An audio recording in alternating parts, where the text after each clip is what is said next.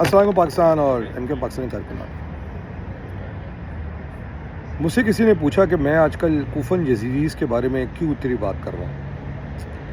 میں کیوں کچھ لوگوں کو جو پاکستان میں ہیں اور خاص طور پہ بالخصوص ایم کے ایم کی قیادت کے اندر وہ کوفن یزیدی کیوں کہہ رہا ہوں. اگر آپ کو یاد ہو جو کوفن یزیدی تھے کہ جب سچ کی بات آئی تو انہوں نے اپنی طاقت بچانے کے لیے، پیسہ بچانے کے لیے یزید کا ساتھ دے دیا.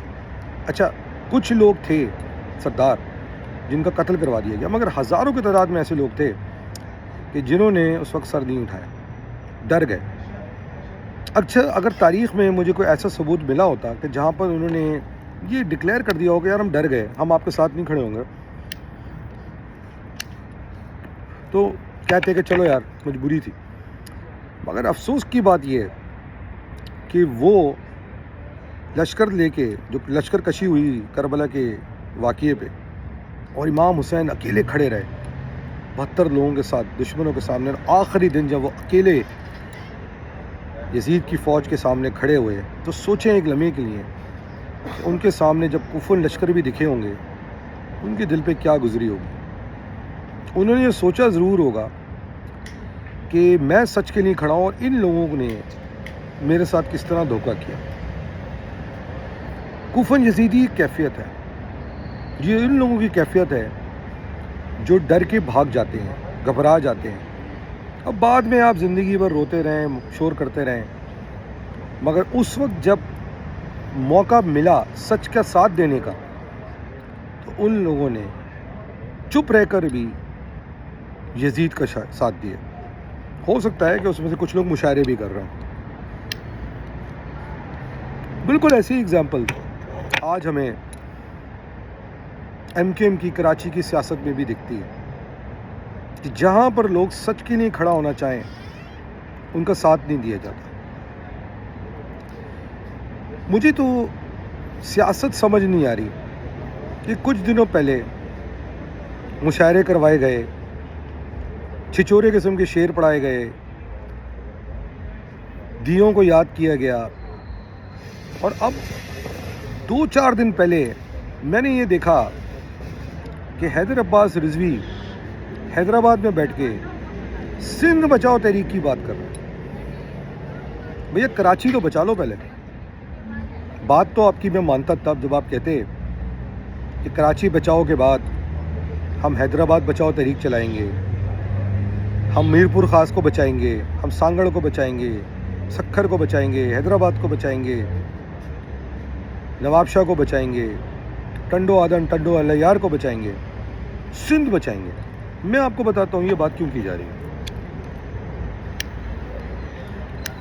میں نے اپنے پچھلے ویلاگ میں دکھایا کہ کس طرح بڑھ بڑھ کے 18ویں ترمیم کو سپورٹ کیا گیا، اور 18ویں ترمیم کے پیچھے جو میری ریسرچ کہتی ہے وہ صرف اور صرف کہ وہ ایک سندھو دیش بنانے کا مقصد تھا. آج جب پورے شہر کے اندر یہ آواز اٹھنا شروع ہو گئی ہے کہ پاکستان میں مزید صوبے بنائے جائیں یا سندھ کو فیڈرل ٹیریٹری بنایا جائے، کراچی کو فیڈرل ٹیریٹری بنایا جائے، تو سندھ بچاؤ تحریک کا اعلان کر دیا گیا کہ سندھ بچاؤ، یعنی کہ سندھ کو مزید صوبے بننے سے بچاؤ، سندھ کے اندر کراچی کو فیڈرل ٹیریٹری بننے سے بچاؤ. تو ظاہری بات ہے ان سے اچھا آدمی کون ہو سکتا ہے. ان کو اتار دیا گیا ہے تاکہ مہاجروں کے اندر ایک ڈویژن نظر آئے، کراچی والوں میں، شہری سندھ والوں میں ایک ڈویژن نظر آئے، تاکہ کل یہ بات نہ ہو کہ نہیں جی پورے شہری سندھ کے لوگ چاہتے ہیں کہ الگ صوبے بنے، شہری سندھ کا الگ صوبہ بنے، یا کراچی والے لوگ چاہتے ہیں کہ جی فیڈرل ٹیریٹری بنے. ان کو اتار دیا گیا اور تاکہ یہ کہتے نظر آئیں، سنائی دیتے نظر آئیں، اور ہمارے دشمن یہ بات کہتے ہوئے سنائی دیں کہ یار پورا کراچی، یہ پورے شہری سندھ کی قیادت تو کوئی کراچی کو الگ فیڈرل ٹیریٹری بنانے کے فیور میں نہیں ہے. مگر میرا سوال ہے کہ جو لوگ یہ بات کر رہے ہیں، حیدر عباس رضوی ہوں، خالد مقبول ہوں، فارس ستار ہوں، آج ان کے ساتھ ایم کے ایم کے 10% بھی کارکن نہیں ہیں. ان کے کارکنوں کے اجلاس میں 10% لوگ بھی جمع نہیں ہوتے، ان کے جلسوں میں 500,000 لوگ بھی جمع نہیں ہوتے. تو کیا ان کی بات کو پورے سندھ یہ شہری سندھ کی یہ کراچی کی بات کی عکاسی سمجھا جا سکتا ہے؟ اگر ان کو وہ پلیٹ فارم نہ ملے ایم کیو ایم کا تو ان کی کیا اوقات ہے؟ آج جب پورا کراچی یہ کہہ رہا ہے کہ اس کو فیڈرل ٹیریٹری بنایا جائے، اور کراچی کے اندر نہیں کہ صرف مہاجر، کراچی کا پنجابی، کراچی کا سندھی، کراچی کا بلوچ، کراچی کا سرائکی، کراچی کا پٹھان، ہزارہ بلوچ، سارے قوم کہہ رہی ہے کہ جی کراچی خدا کے واسطے الگ فیڈرل ٹیریٹری بنا کے ہماری جان چھڑائی جائے۔ اس وقت جیسے 18ویں ترمیم کے ٹائم پہ حیدر عباس رضوی کھڑا ہوا تھا، آج وہ دوبارہ کھڑا ہو کے اس تحریک کو کمزور کرنے کی کوشش کر رہا ہے۔ اور وہ ظاہری بات اکیلا نہیں ہوگا، اس کے پیچھے اس کا خالد مقبول ہوگا، اس کے پیچھے الطاف حسین ہوگا، کیونکہ الطاف حسین نے تو 18ویں ترمیم ہی سندھ دیش بنانے کی مقصد کے تحت کی تھی۔ ظاہری بات ہے پیمنٹیں ملی ہیں بڑی ہیوی قسم کی ان کو۔ تو کہنے کا مقصد صرف اور صرف یہ ہے کہ کراچی کے لوگوں چکن نہ رہو، کسی چرب زمانی میں مت آؤ، کسی چھچوری شاعری کے اس میں مت آؤ۔ اگر یہ ایسے لوگ سنسیئر ہوتے آپ سے تو پہلے یہ 18ویں ترمیم میں اپنے کردار پہ معافی مانگتے، پھر وہ نشان امتیاز واپس کرتے، اور آج بغیر یہ سوچے کہ کس نے اس بات کا شور ڈالا ہے کہ کراچی کے اندر اس کو فیڈرل ٹیریٹری بنایا جائے، یہ سوچے بغیر کہ کس نے یہ بات کی ہے، یہ اس کا ساتھ دیتے۔ میں ایم کیو ایم پاکستان کی بیشتر قیادت کو سلام کرتا ہوں کہ جو اس مقدمے کو ڈیفینڈ کرتے نظر آ رہے ہیں۔ ہو سکتا ہے کہ وہ ذاتی طور پہ کسی کے ساتھ ان کو خوشی نہ ہو، مگر وہ سچ کے ساتھ پھر بھی کھڑے نظر آ رہے ہیں۔ مگر مجھے حیرت ہوتی ہے ایسے لوگوں پہ جو بند کمروں میں کچھ بات کرتے ہیں اور پبلک میں کچھ اور بات کرتے ہیں، اور پھر یہ شکوہ کرتے سنائی دیتے ہیں کہ جی ہم تو بڑے سنسیئر ہیں، فوراً شعر و شاعری کر کے اپنا لبادہ اوڑھ لیتے ہیں کہ ہم بڑے نفیس ہیں۔ بھیا ایسی نفاست کا کرنا کیا جب کراچی کے لوگ ذلیل و خوار ہو گئے؟ آج جب نیو کراچی سے کوئی بندہ بائک پر بیٹھ کے بندر روڈ جاتا ہے یا صدر جاتا ہے یا ٹاور جاتا ہے تو اس کی کمر ختم ہو جاتی ہے، اس کی گاڑیاں ختم ہو جاتی ہیں، اس کے صبح نلکا کھولو تو پانی نہیں آ رہا ہوتا، گیس آ نہیں رہی ہوتی، نوکریاں مل نہیں رہی ہوتی، علاج مل نہیں رہا ہوتا، عزت مل نہیں رہی ہوتی۔ تو نہ کہ کھل کے پیپلز پارٹی کے خلاف بات کی جائے، نہ کہ کھل کے اس بات کو کہا جائے بغیر سوچے کس نے یہ بات کہی کہ نہیں جی مجھ سے 18ویں ترمیم میں غلطی ہو گئی، میں قوم سے معافی مانگتا ہوں۔ مگر نہیں، میں تو کوفن یزیدی ہوں، میں تو ڈرپوک ہوں، یہ نہ بھولا جائے۔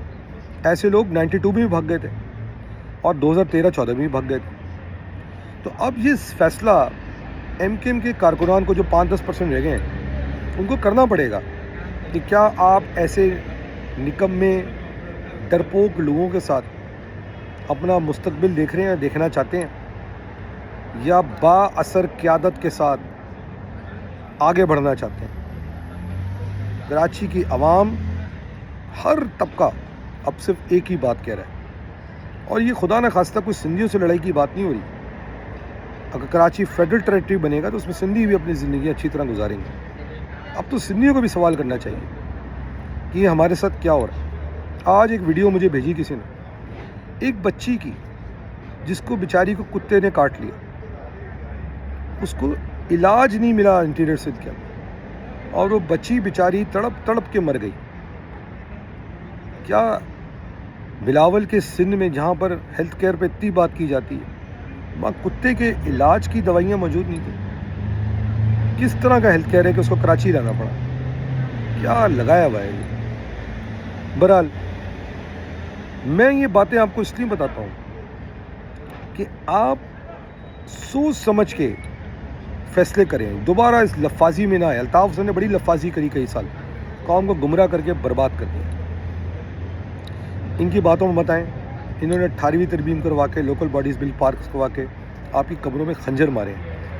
ان کو یاد رکھیں، ان کو بھولیں نہیں، اور جو گدھے ان کو لیڈر سمجھ رہے ہیں تو خدا کے واسطے اپنی سمت کا تعین کریں، کیونکہ اگر انہوں نے مزید کراچی کو برباد کر دیا تو کل آپ کی نسلوں نے لینا، انہوں نے تو بھاگ جانا ہے۔ یہ سب تیاری پکڑ کے بیٹھے ہوئے پاکستان سے باہر بھاگنے کی، کہیں یہ نہ ہو کہ آپ اکیلے سے سکتے پیچھے رہیں۔ تو سوچا آج آپ کو تھوڑی سی یاد دہانی کرا دوں کہ ان کے گھروں کے دیے تو جلتے رہیں گے کہ آپ کے گھروں کے دیے نہ بچو. چاند شکاری کو یاد دیجیے. پاکستان زندہ باد, آرمی زندہ باد. GM آج.